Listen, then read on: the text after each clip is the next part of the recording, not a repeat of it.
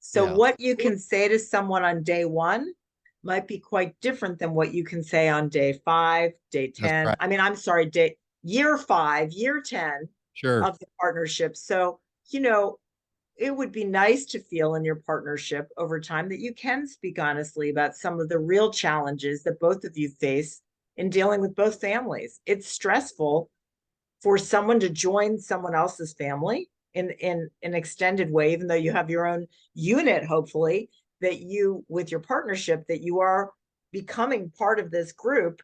And so you're becoming acquainted with these ways of being.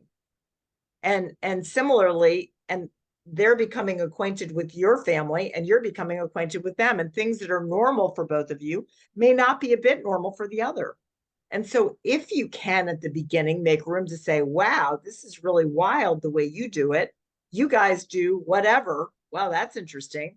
That's really different for me. That you can talk about it. It would be a shame to silence your partner at a stressful time, because most importantly, you want to support one another. But you don't want to do it in a critical way.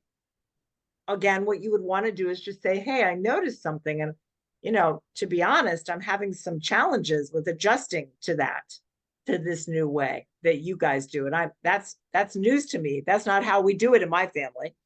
Here's another great principle to consider. Everybody does better with vulnerable feelings instead of defensive feelings. There are two kinds of feelings, Dennis. There's vulnerable feelings, which are the raw feelings: sadness, hurt, fear. Then there are the defensive feelings: defensive, angry, frustrated. Even guilt is a defensive feeling, Right. defending against something more primary. When people connect in vulnerability, they don't connect in defensiveness.